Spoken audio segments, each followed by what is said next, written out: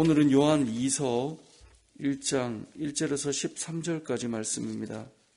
오늘 우리가 읽은 요한 2서의 중요한 키워드는 진리라고 하는 단어와 사랑이라고 하는 단어입니다.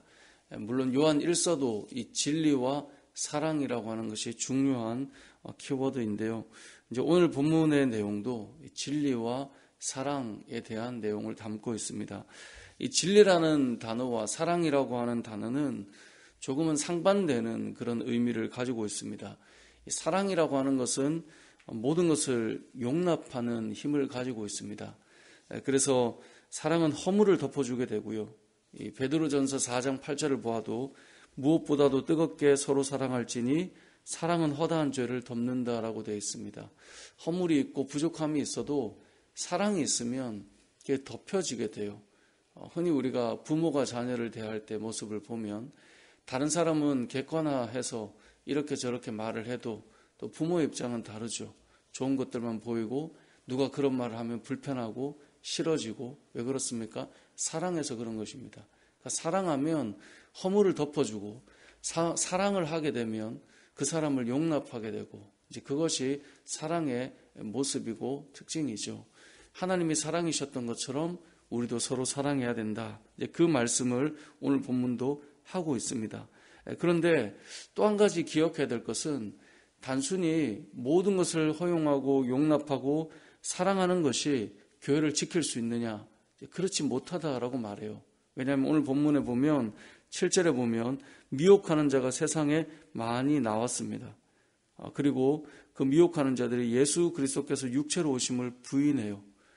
그러니까 바른 진리 안에서 말씀을 세우는 자가 아니라 믿음을 흔드는 자들이 교회 안에 등장하기 시작하는 거예요.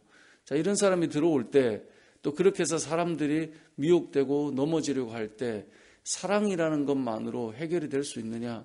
그게 아니라는 거예요. 우리가 믿음 가운데 잘 서야 되는데 그럴 수도 있죠. 뭐 괜찮습니다. 잘못된 가르침이 시작되는데 그렇게 생각할 수도 있죠. 그것도 괜찮습니다. 어떤 자가 이렇게 말씀을 이야기해요. 요즘에는 말씀을 일방적으로 듣는 것을 많이 좋아하지 않는 시대이죠. 그러다 보니 성경을 다 같이 보고 다 같이 생각을 이야기하고 다 같이 나누는 것이 더 이제 삶을 나누는 것과 성경 해석을 나누는 것은 다른 문제거든요. 근데 이것이 이제 중첩이 되다 보니까 말씀을 듣고 배워야 하는 시대가 점점 사라져가고 자기의 의견이 점점 강해져가는 시대이죠. 그러다 보면 이제 어떤 분이 제가 볼 때 이 성경은 이렇게 말하는 것 같습니다 라고 말할 때 우리가 들으면서 맞습니다. 그렇게 생각할 수 있겠네요. 라고 하는 이야기가 교회에 계속되면 어떻게 될까요?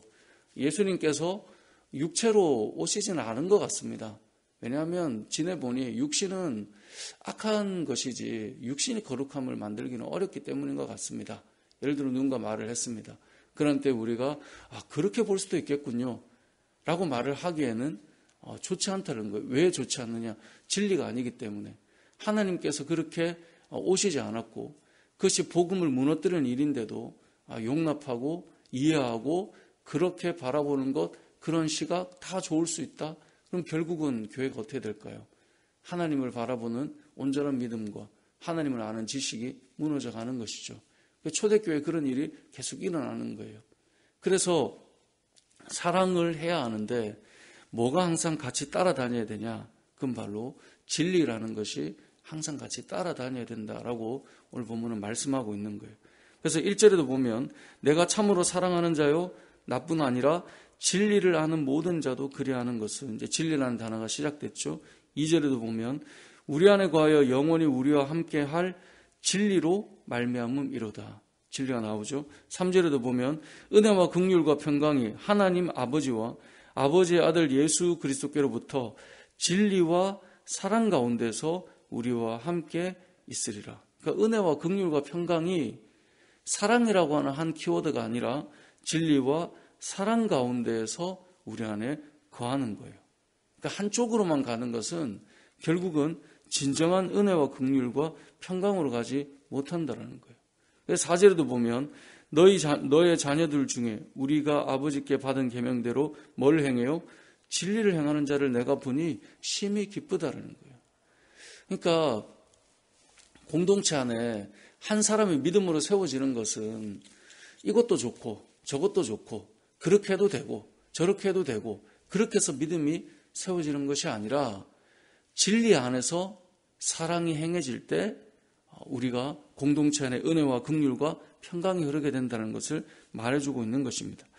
그래서 이 5절에 보면 서로 사랑하자라는 말과 함께 6절에 사랑은 이것이니 우리가 그 계명을 따라 행하는 것이다 라고 말씀하고 있어요. 그러니까 진리 안에 거한다라는 것은 다른 말로 계명을 따라 살아간다라는 것과도 같은 말로 표현하고 있고, 자, 이것이 9절로 넘어가 보면 지나쳐 그리스도의 교훈 안에 거하지 아니하는 자는 이라고 되어 있어요.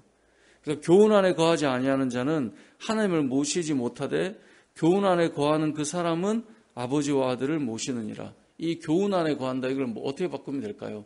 진리 안에 거한다라고 바꿀 수 있겠죠. 그죠? 계명 안에라고 바꿀 수 있겠죠.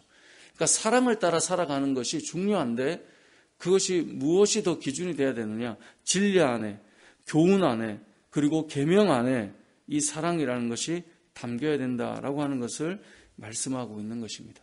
오늘 본문에서 우리는 이 두 가지 단어가 같이 함께 해야 교회 공동체가 흔들리지 않고 서간다라고 하는 것을 보여주고 있음을 우리가 기억해야 합니다. 교회는 하나님의 사랑이 흘러야 합니다. 하지만 그 사랑은 진리 안에 있어야 됩니다. 진리를 벗어난 채 하나님을 온전히 바라보는 믿음을 단련시키는 우리의 신앙을 강건하게 하는 것들을 다 벗어난 채, 계명을 벗어난 채, 교훈을 벗어난 채, 순종을 벗어난 채 사랑이라는 단어로 모든 것이 용납되어서 교회가 세워져 갈 수 있느냐? 그렇지 못하다라고 말씀하고 있습니다. 왜냐하면 교회 안에는 항상 이 초대교회 때부터 지금 이 시대까지 교회 안에는 항상 성도를 미혹하는 자들이 있기 때문에 그렇습니다. 그들의 말과 그들의 행실과 그들의 선택과 그들의 방향과 이 모든 것들을 보면 한 사람이 주 앞에 잘 서도록 가는 것이 아니라 무너뜨리려고 하는 일들이 교회 안에 항상 있어요. 잘하지 못하도록 하는 결정과 말들을 하는 일들이 항상 있어요. 그렇기 때문에 사랑으로 그들을 품어야 하지만 진리 안에서, 주의 계명 안에서, 그죠? 주의 교훈 안에서 세워져 가야 한다라는 것이 요한 2서의 큰 주제입니다. 오늘 말씀에서 기억할 또 한 가지는 이렇게 말씀을 전한 이후에 12절을 보면 쓸 것이 많지만 종이와 먹으로 쓰기를 원하지 아니하고 너희에게 가서 대면하여 말하려고 한다. 왜냐하면 너의 기쁨을 충만하게 하려 합니다라고 되어 있어요. 여기 대면이라고 하는 말이 나오는데 편지를 쓰지만 그들과 직접 만나 주의 말씀을 나누고 그들의 신앙 안에 기쁨을 누릴 수 있도록 하고 싶은 이 사도 요한의 마음이 또한 우리의 마음이어야 하지 않을까라는 생각을 해봅니다. 교회가 하나님 안에서 잘 서기 위해서 필요한 또 한 가지는 결국은 대면입니다. 대면이라는 말은 자주 보는 거예요. 만나고 또 함께 하나님 안에서 서로를 돌아보고 사랑하고 세워가는 일들이 풍성해야 되는데 현대사회 자체가 많이 바쁩니다. 또 바쁘기 때문에 서로 돌아보기가 어렵기도 합니다. 하지만 저와 여러분이 서로 대면함에 대한 이 사도 요한의 마음처럼 또 서로를 돌아보고 또 대면하고 함께 세워져가는 그런 은혜가 있다면 교회는 사랑과 진리 안에서, 진리와 사랑 안에서, 그리고 서로를 바라봄을 통하여서 아름답게 세워져 갈 텐데 우리 은혜울림교회가 또 저와 여러분의 모습이 우리가 교회니까요. 바로 이 진리와 사랑 안에서 서로를 대면하며 아름다운 공동체로 세워져 가기를 주님의 이름으로 축복합니다. 아멘.